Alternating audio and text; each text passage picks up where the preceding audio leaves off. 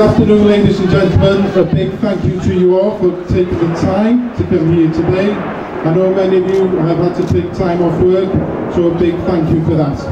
We're not going to keep you long. We've got two speakers for you, and before we go any further, I would just like to pay tribute to one of the speakers in particular who, fair play to him, is prepared to put his head above the parapet and to say and stand for what he believes is best for his community. So a big thank you from me in advance. Diolch o galon i chi am ddod unwaith eto. Dwi am drosglwyddo ron i'r Cllr Jeff Evans sydd am ddeud gair o gefnogaeth i'r cais.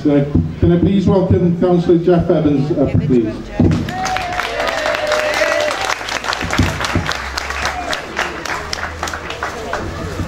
Can I too reiterate the views? What a pleasure it is to come here just to see an alternative view to some of the views that have been passed around. I believe that there is, and has always to be, the opportunity for both sides of any argument, but it is nice to see that you have come along today, at least to hear another view.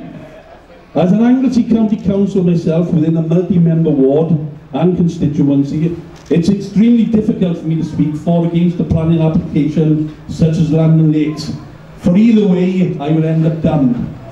It has not been easy, but I am elected, however, to make decisions, and I do so with honesty and integrity, having taken into consideration the evidence before me, the representations that have been made to me, and the belief in what is in the community's best interest, especially our children and youth, the unemployed, and the economy at large. Let me state, however, from the outset, I am a planning committee member, but current rules are such that neither of the two local planning committee members from Holyhead nor the other 4 local councillors are allowed to vote on this issue.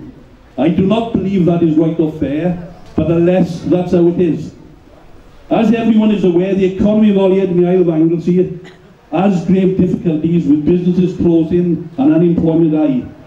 I, as former manager of the Jimmy O'Toole Centre and as a youth leader at the Jesse Youth Centre for over 30 years, are fully aware of the economic issues that are going to seriously plague us in forthcoming years, with many needed services diminishing or ceasing. And I have no doubt that the effects will impact on all, not at least those who require and need the services. It is with this in mind that I am now stating my full support for the Land and Lakes Initiative and give the following reasons.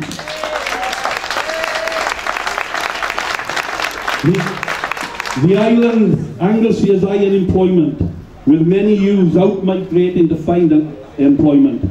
They don't really want to leave the island, but they don't want to be another unemployment statistic. Many youths tell me that passing GCSEs and A-levels is solely passing to have to leave their hometown, and that is so sad. I am also aware how many people are having to present themselves currently to food banks just to have enough to eat, and that sickens me in 2013. I understand the fear of change, but remember those who didn't initially want Anglesey or Wilver to come here in the 60s, but they proved to be good employers who ensured training, trades, apprenticeships and good wages. Land and Lakes may not be able to compete in such a manner, but in these difficult times, I believe that they can really assist and contribute to a turnaround for the betterment of many. The application is for a leisure village and associated housing, needed for holiday makers and initially supporting housing requirements as needed re the Wilver development. Though the leisure village impacts on Penrhos Nature Reserve site, I am confident that it will be for the better. Anglesey Aluminium owns the site, and it currently costs £250,000 per year for its upkeep. Should this venture not go ahead, the site will still be up for sale and sold, maybe on this occasion preventing any future usage for the reserve for the public. Land and Lakes are going to enhance the coastal park, making a new public right-of-way, committing 73 acres of publicly accessible land and woodland.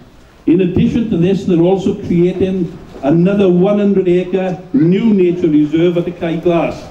So instead of a reduction to access for walks in this area of outstanding beauty, there will be improved access with well-maintained, enhanced walkways, There will additionally be access to various leisure facilities which will be made available. One major query put to me all the time is as to employment opportunities. Are there really jobs there, and who will get them? And I am told there will be jobs for local people, and many of them, most of them, will be jobs of real value. So let's look at the operation employment needs required for the leisure village. And these are jobs outside of the many hundreds of construction jobs to build the same. There will be 40 management posts, and 180 posts in the lodge and the hotel housekeeping, 45 restaurant staff, 25 shop and retail staff, 25 health gym staff, 25 water sports, outdoor recreational staff, 30 bar staff, 35 reception, hospitality, concierge staff, 35 facility building, general housekeeping staff, 6 security, 8 landscape, nature reserve maintenance staff, 2 medical services, 3 coach drivers, 2 mailroom and porterage, and 4 maintenance.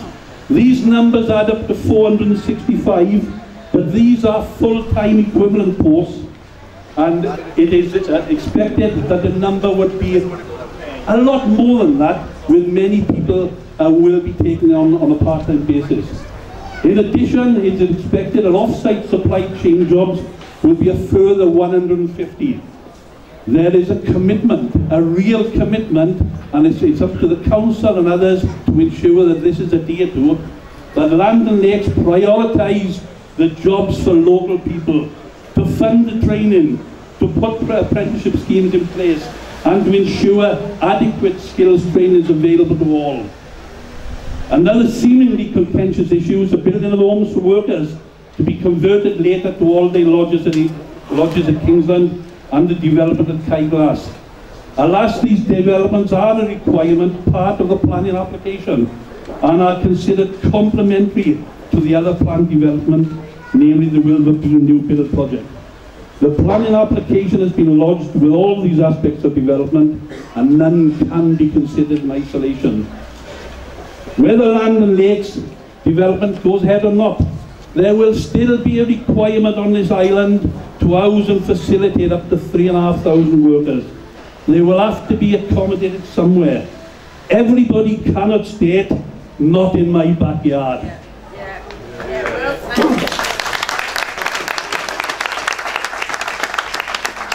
There are various issues, and I appreciate that both sides of the argument is there.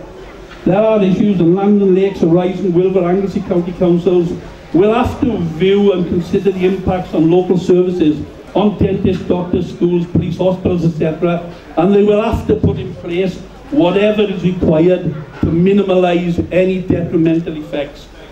I, as a local councillor, am going to ensure that that is done. There are some other Anglesey County councillors here today, and I hope that they too ensure that what I am saying will come to fruition. As per the impact on the Welsh language and the way of life, it is something we have to protect.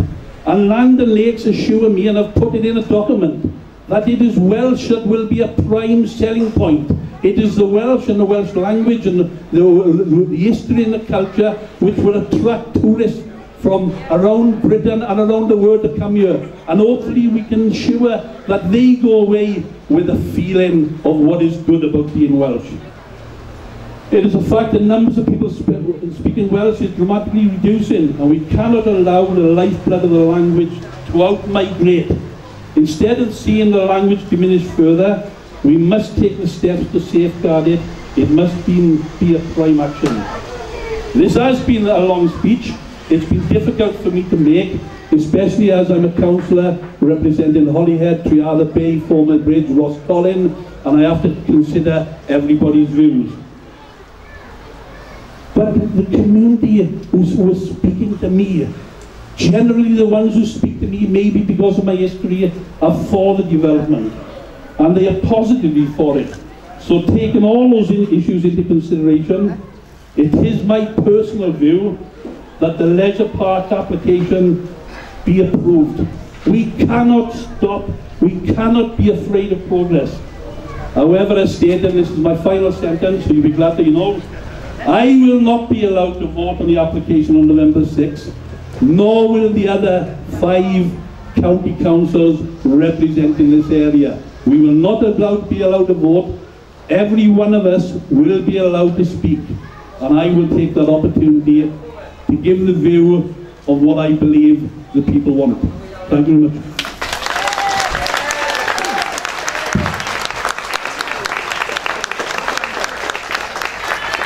Diolch yn fawr iawn, mae Cllr Jeff chwarae teg iddo am sefyll i fyny a deud beth i farno. Thank you to Jeff for voicing your opinions, a very brave man. He has to bounce the views of all his constituents, so that's his personal opinion, and fair play to him for voicing today.